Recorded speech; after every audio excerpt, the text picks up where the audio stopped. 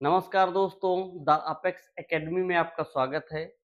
आज हम भूगोल का चौथा वीडियो लेके आए हैं। इसके पीछे वीडियो हमने महासागर और महाद्वीप पढ़ाए हैं और उससे पहले हमने अक्षांश और देशांतर रेखा पढ़ा है। आज हम पढ़ाने वाले हैं विश्व में भारत की स्थिति। क्या है विश्व में भारत की स्थिति, उसको देखते हैं। देखो, सबसे पहले तो हम ये देखते हैं कि विश्व में पहले हम पृथ्वी को देखते हैं। जो हमारी पृथ्वी है, इसमें हम अक्षांश और देशांतर रेखाएं दोनों पढ़ा चुके हैं। तो देखो, अक्षांश रेखा क्या होती है? लेटीट्यूड, लेटी हुई रेखा अक्षांश रेखा होती है। और जो बीचों बीच से एक लाइन खींच देते हैं उसको हम 0 डिग्री अक्षांश रेखा कहते हैं। हाँ, ये है 0 डिग्री अक्षांश रेखा। 0 डिग्री अक्षांश रेखा। और इस 0 डिग्री अक्षांश रेखा को हम कई नामों से जानते हैं। जो हमारी पृथ्वी को 20 से दो भागों में डिवाइड करती है, वो है 0 डिग्री अक्षांश रेखा। और इसी को हम कह देते हैं भूमध्य भूमध्य रेखा। भूमध्य रेखा। भूमध्य रेखा क्यों कहते हैं? क्योंकि ये भूमि को अर्थात पृथ्वी को बराबर दो भागों में बांटती है। इसी को हम विषुवत रेखा भी कहते हैं। इस लाइन को हम विषुवत विषुवत रेखा कहते हैं। और इसी विषुवत रेखा को हम एक नाम से और जानते हैं, इंग्लिश में इक्वेटर बोल देते हैं। इक्वल करती है ये लाइन इसको, इस भूमि को अर्थात पृथ्वी को। हम इतने नामों से हम इस लाइन को जानते हैं। और अगर हम ध्रुव से उत्तरी ध्रुव से दक्षिणी ध्रुव में अगर लाइन खींचते हैं बीचों बीच से, तो ये भी 0 डिग्री देशांतर रेखा है। 0 डिग्री देशांतर रेखा है। 0 डिग्री देशांतर रेखा। इस 0 डिग्री देशांतर रेखा को भी हम कई नामों से जानते हैं। एक तो हम इसको हम ग्रीनविच रेखा भी कह सकते हैं। तो ग्रीनविच रेखा क्यों कहते हैं उसको हम बता रहे हैं। लंदन में एक ग्रीनविच रेखा, लंदन में एक जगह है ग्रीनविच नाम की, वहां से ये लाइन जाती है। इस वजह से इसका नाम ग्रीनविच रेखा भी पड़ा है। इसको प्रधान मध्याह्न रेखा भी कहते हैं। प्रधान मध्याह्न रेखा, मध्याह्न रेखा कहते हैं। इसको एक नाम से और जानते हैं, जीएमटी, जीएमटी लाइन भी बोल देते हैं। जीएमटी, जी जीएमटी, जीएमटी रेखा बोल देते हैं। जीएमटी का मतलब क्या होता है? Greenwich Greenwich meridian time. तो जीएमटी रेखा बोलते हैं। बात आपको समझ में आ गई। चार नाम इसके भी जानते हैं, चार नाम उसके भी जानते हैं। अब बात आती है कि अगर हम बीचों बीच से लाइन खींचते हैं तो ऊपर वाला आधा भाग बट जाता है और नीचे यहाँ देख लेते थोड़ा, ये पृथ्वी है। बीच से लाइन खींच दिया तो कुछ पृथ्वी इस तरह दो भागों में टूट जाएगी। इस ऐसे दो भागों में टूट जाएगी। देखो, गोला का आधा भाग ऊपर हो गया, आधा नीचे हो गया। ऊपर वाला अर्थात ये नॉर्थ वाला भाग है, ये साउथ वाला भाग है। इस वजह से इसको हम उत्तरी गोलार्ध कहेंगे ऊपर वाले भाग को, नीचे वाले को हम दक्षिणी गोलार्ध कहेंगे। गोलार्ध नाम से ही समझ में आता है, गोला का आधा भाग।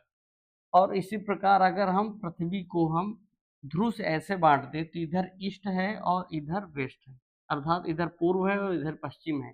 तो ये वाला भाग आधा भाग हो जाएगा पूर्वी गोलार्ध और इधर का भाग हो जाएगा पश्चिमी गोलार्ध। तो आपको ये बात समझ में आ गई होगी गोलार्ध वाली बात। तो अब यहाँ हम समझाते हैं कि क्या है हमारे भारत की स्थिति, क्या है। अपने टॉपिक पर आते हैं। ये बात पीछे हम समझा के भी आए हैं और फिर भी समझाया हमने।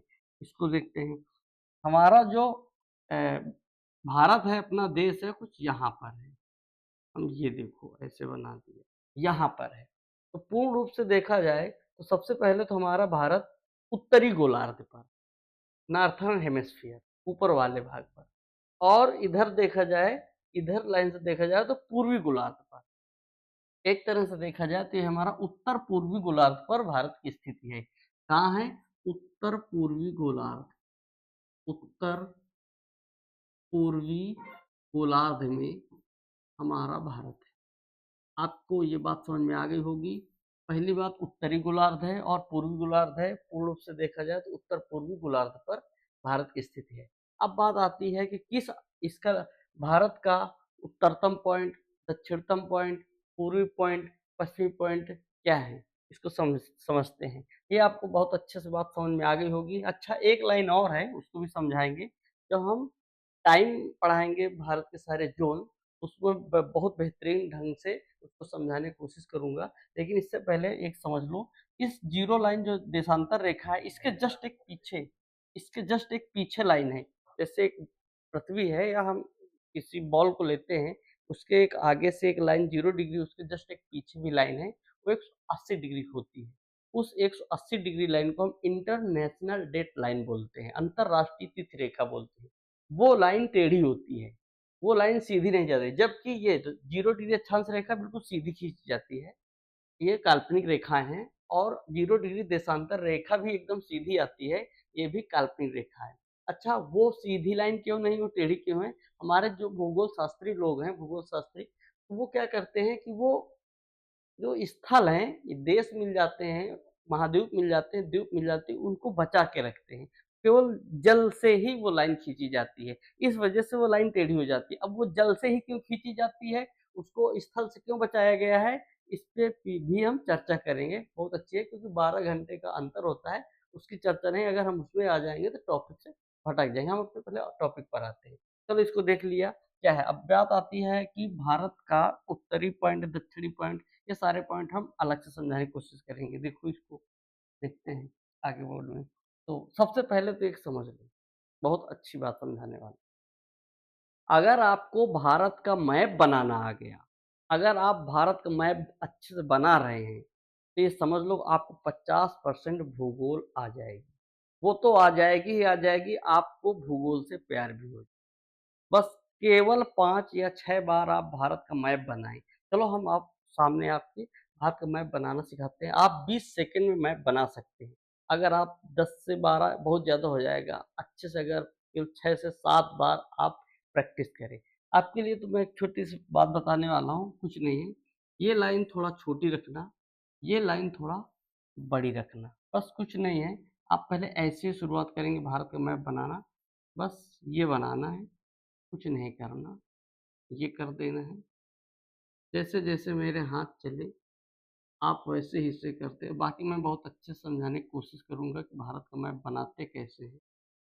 ये ऐसे करेंगे, ये किया और हमने कुछ किया क्या? भारत का मैप बन गया। मुश्किल से 20 सेकंड ना लगे होंगे, 10 ही सेकंड में बन गया। आप चाहे तो आप घड़ी देख सकते हैं। भारत का मैप आपको बनाना बहुत अच्छे से आना चाहिए और बहुत आसान है। अगर आप भारत का मैप बनाना सीख गए, तो ये समझ लो 50% भूगोल आपके हाथों में है। तो देखते हैं, चलो इसको देख रहे हैं, बना रहे हैं इसको, बन भी गया है। इसके साथ हम थोड़ा इसमें हम आपको समझाने की कोशिश करेंगे, जो समझाने का हमने प्रयास किया। तो देखते हैं क्या है। तो ये है भूगोल, ये है भारत का मैप। सबसे पहले ये वाला भाग थोड़ा पीछे है, याद रहे, ये आगे नहीं जाएगा, ये इतना ही है। आगे वाला भाग थोड़ा ये। तो सबसे ऊपर वाला पॉइंट भी देखते हैं थोड़ा, ये भाग ज़्यादा ऊपर नहीं है, ये थोड़ा नीचे है। तो ध्यान में रखें, जो छोटी-छोटी, मैं इसके साथ-साथ आपको इसके स्टेट भी बना के बताऊँगा, कैसे स्टेट बनाते हैं। बहुत आसान स्टेट बनाना। ये है जो हमारे देशा अक्षांश रेखा है, एक अक्षांश रेखा यहाँ से भी जाती है। हमने कहा लैटीट्यूड लाइनें होती हैं, तो ये लेटी हुई लाइनें हैं, अक्षांश रेखा है। और हमने आपको अभी इधर देख लो, पृथ्वी पर इसकी स्थिति हमने आपको बहुत अच्छे ढंग से बताया है। ये 0 है और ये भी 0 है और पृथ्वी हमारी यहाँ पर है कहीं। ये वो भूगोल हम वो भारत हमारा यहाँ पर है। जब ये 0 डिग्री है, तो ज़ाहिर-सी बात है, जैसे-जैसे ऊपर जाएँगे संख्या हमारी बढ़ती जाएगी। तो यहाँ 1 आएगा, 2 आएगा। हाँ, इसके साथ-साथ अंडमान निकोबार को भी समझते हैं। ये भारत का ही भाग है, तो हम नकार नहीं सकते हैं। ऐसे है, तो भारत का जो अंडमान निकोबार है, कन्याकुमारी से थोड़ा नीचे है और हमारी 0 डिग्री लाइन यहाँ पर है कहीं। ये 0 डिग्री अक्षांश रेखा, हमने इसकी बात कही है और यहाँ पर ऐसे समझ लो। तो जैसे हम ऊपर जाएँगे, तो ये वाली जो लाइन है, ये 6 डिग्री 45 मिनट वाली लाइन है और हम इस पे क्या है, ये देखो, पूरे पृथ्वी के सापेक्ष बात करते हैं, तो पूरा भारत पूर्ण रूप से देखा जाए तो उत्तर में ही है, नॉर्थ में है। इस वजह से इसको हम एन नाम देंगे, अर्थात नॉर्थ। अगर हम मुख्य भाग की बात करें, भारत के मुख्य भाग की, तो ये 8 डिग्री में लाइन आ जाएगी। कहाँ आ जाएगी? 8 डिग्री में। देखो इसको भी ध्यान देते हैं। ये है हमारा 8 डिग्री 4 मिनट और इसमें भी एन लगाएंगे। मैंने कहा ना पूर्ण रूप से ये नॉर्थ में है, उत्तर में है, उत्तरी गोलार्ध में है भारत, तो नॉर्थ लगाएंगे। और ये है कन्याकुमारी वाला भाग और ये है इंदिरा पॉइंट। अभी हम सभी पॉइंटों की चर्चा करेंगे, पॉइंटों के और भी नाम है उनकी बात करेंगे। इसके बाद सबसे जो पूर्वी नॉर्थ वाला सबसे उत्तरी पॉइंट है, यह है इंदिरा कॉल। क्या है? इंदिरा कॉल है। लेकिन उससे पहले हम इसको देखेंगे किस अक्षांश रेखा पर ये है। तो इसका जो अक्षांश रेखा है ये है 37 डिग्री 6 मिनट और इसमें भी एन लगाएंगे। हम पूरे पृथ्वी के सापेक्ष देख रहे हैं। पूर्ण रूप से भारत ही पूरा उत्तर में है, तो चाहे आप भारत के सापेक्ष देखेंगे तो आप कहेंगे इसमें साउथ क्यों नहीं लगाया, क्योंकि ये साउथ में नहीं। हम पृथ्वी के सापेक्ष पूरी स्थिति देखेंगे, यहाँ पर भी नॉर्थ लगेगा और यहाँ पर भी नॉर्थ ही लगेगा, इन दोनों में लगेगा। तो इसी प्रकार देखा जाए तो हमारा पूर्वी गोलार्ध पर है पूर्ण रूप से। तो जब हम देशांतर रेखा की बात करेंगे, देशांतर रेखा की बात करेंगे तो ये हमारा लॉन्गिट्यूड अर्थात देशांतर रेखा है। ये हमारा अरुणाचल प्रदेश का एक पॉइंट है। कौन सा पॉइंट है मैं उसकी भी बात करूंगा। उससे पहले ये देखेंगे ये जो पॉइंट है इसका लॉन्गिट्यूड वाला, तो ये किस देशांतर रेखा पर आता है। सबसे पहले आपको पता है पृथ्वी पर 0 डिग्री देशांतर रेखा है, तो हम इधर आ रहे हैं, इधर साइड चलेंगे ऐसे। ये चाहे इससे पहले इसको देख लेते हैं। ये इसको देखते हैं, ये क्या है, इस प्रकार है। यहाँ पर कच्छ में एक जगह है, कुहार मोती या गौर माता के नाम से जानते हैं। ये सबसे भारत के सापेक्ष में देखेंगे तो है तो पश्चिमी पॉइंट, लेकिन हम इसको नाम देते हैं पृथ्वी के सापेक्ष। तो ये पॉइंट है हमारा 68, यहाँ लिख देते हैं इसका, यहीं लिख देते हैं 68 डिग्री 7 मिनट, ये है। अब इसके सामने क्या लगाएंगे, देखा जाए तो अगर भारत का सापेक्ष तो ऐसे ये पश्चिमी में आता है, वेस्ट लगा सकते हैं, लेकिन ये हमको ईस्ट देंगे, ई लिखेंगे, क्योंकि पृथ्वी के सापेक्ष ये पूर्व में ही है, ईस्ट में ही है। इसी प्रकार ये भी ईस्ट में है और ये भी ईस्ट में ही जाएगा। और ये कौन सी देशांतर रेखा है, ये है 97 डिग्री 25 मिनट, ये देखो। और इसके इसमें भी ई लगाएंगे। ये बात आपको समझ में आ गई होगी कि जो देशांतर रेखा है, ईस्ट इसमें भी लगता है, ईस्ट इसमें भी लगेगा। ऑप्शन में ईस्ट ईस्ट, नॉर्थ नॉर्थ, यही वाले लग के आएंगे। इसके अलावा अगर और भी कुछ आता है, वेस्ट, कहीं साउथ, ये तो हो ही नहीं सकता। भारत ना वेस्ट में है ना साउथ में है। भारत अगर ऊपर देखा जाए तो नॉर्थ में है, अगर ऐसे देखा जाए तो ये ईस्ट में है। ये बात आपको अच्छे समझ में आ रही होगी। ये हमारा अंडमान निकोबार है, इसको हम बहुत विस्तार से बताएंगे। अब आते हैं हम इसके पॉइंट। अगर आपसे पूछा जाए भारत के, केवल ये पूछा जाए कि भारत का सबसे दक्षिणतम पॉइंट, सबसे साउथ वाला, सबसे नीचे का, भारत का भाग का सबसे नीचे वाला पॉइंट क्या है, तो वो आता है हमारा अंडमान निकोबार, ग्रेट निकोबार में।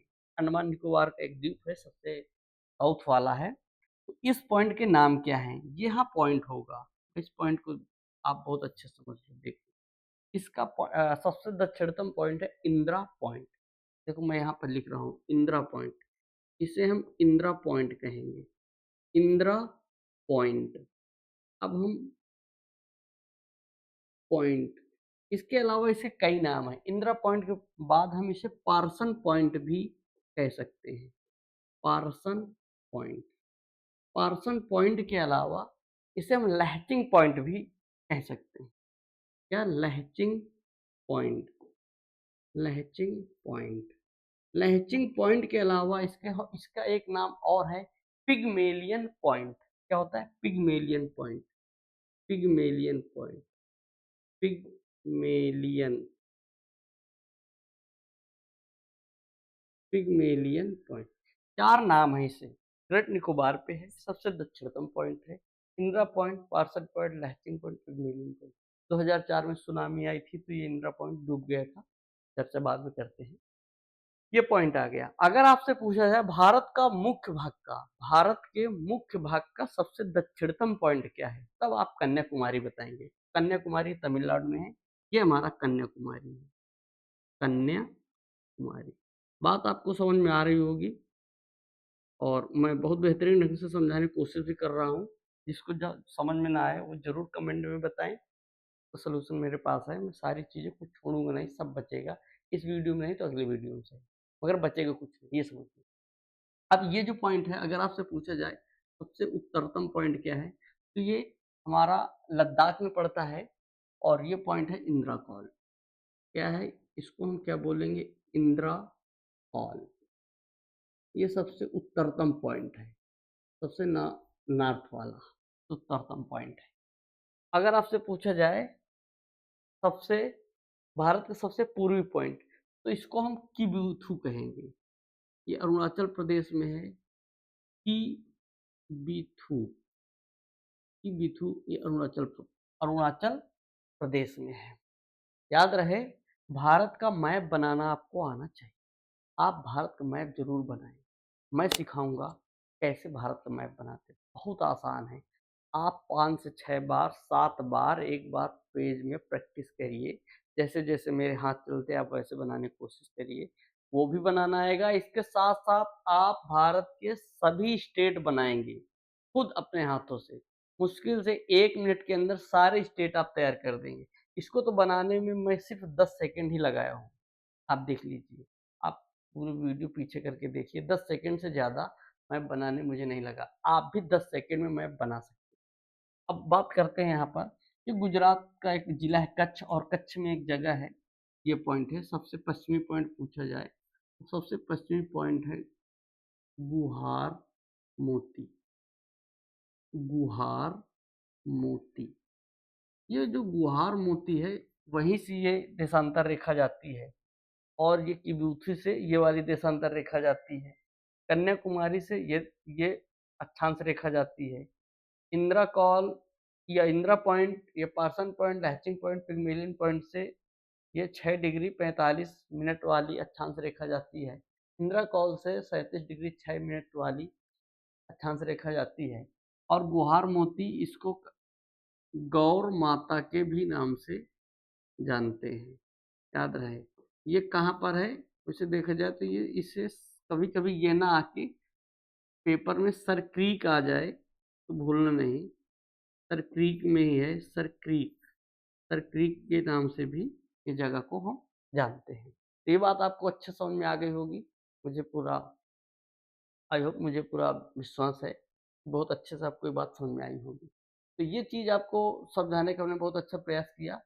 और इसके बाद हम आपको बताएंगे कि स्टेट भारत का मैप बनाना आना चाहिए। बार बार कहते हैं, अगर आपको भारत का मैप बनाना नहीं आ रहा तो आपका इंटरेस्ट ही भारत में नहीं जगेगा, भूगोल में जगेगा ही नहीं।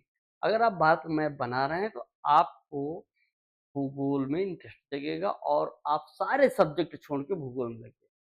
बस सिर्फ इतना प्रयास करिए। मैं शुरुआत में ही कहा था कि आपको भूगोल से आपको इतना प्यार हो जाएगा कि आप पूछो ना। अगर आप एक बार भूगोल को सपोज तो करिए, कम से कम आइए तो देखिए, तो चलो देखते हैं। इसके बाद ये आपको बात बहुत अच्छे समझ में आ गई। अच्छा, एक चीज और देख लेते हैं। अगर आपसे पूछा जाए तो ये जो गौर माता है, ये जो पॉइंट है सबसे पश्चिमी पॉइंट है और ये भारत का सबसे पूर्वी पॉइंट है, इन दोनों की न्यूनतम दूरी क्या है उसको देख लेते हैं। न्यूनतम दूरी, अगर इसको, इस पॉइंट को डायरेक्ट इससे मिला दे तो ये न्यूनतम दूरी हो गई। और इस दूरी, ये दूरी है कितनी, ये दूरी है कितनी इसको देखते हैं। ये दूरी कितनी है इसको देख लेते हैं। ये है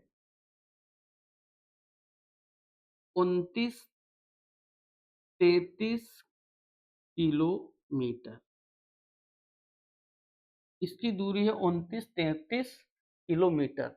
अगर आप इंदिरा कॉल से कन्याकुमारी के बीच की दूरी बात करें, इसकी दूरी क्या होती है इसको भी देख लेते हैं। यहाँ से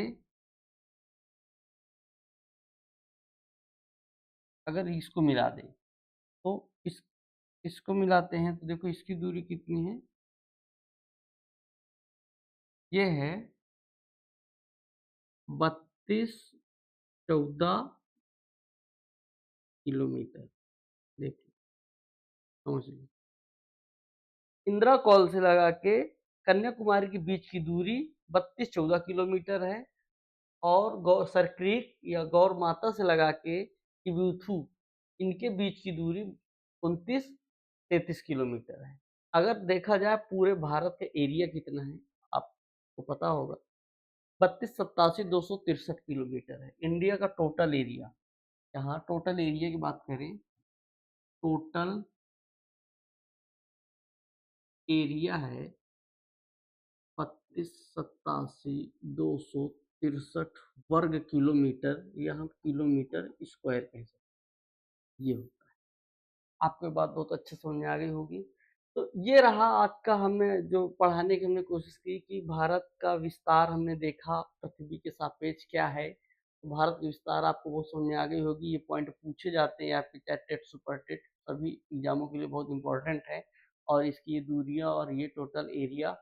अब हम मैं जो अगला वीडियो बनाऊंगा, अगला वीडियो अच्छा एक बार और बता, अगर आपको भारत मैप बनाना है, गारंटी के साथ कहता हूँ 1 मिनट अर्थात 60 सेकंड के अंदर पूरा विश्व का मैप बनाना सिखा, पूरा विश्व का मैप बहुत बेहतरीन ढंग से।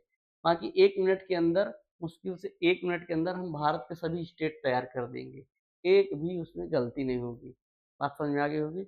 आज का वीडियो इतना ही रखें, इसके बाद नेक्स्ट वीडियो लेके आएंगे जिसमें हम आपको भारत के सभी पड़ोसी देश और भारत की स्टेट बनाना सिखाएंगे और भारत के पड़ोसी देश देखेंगे और स्टेट उसके जो बॉर्डर है और सारे वगैरह वगैरह जो भी है। धन्यवाद। आज की क्लास इतनी रखते हैं, इसको आप देखना ना भूलें। देखते जाइए, पीछे की भी वीडियो देखिए, जिसको ना समझ में आता हो ये सब चीज़ें, अक्षांश रेखा देशांतर रेखा बहुत बेहतरीन ढंग से हमने समझाने की कोशिश की है, वो वीडियो जरूर देख लीजिए। धन्यवाद।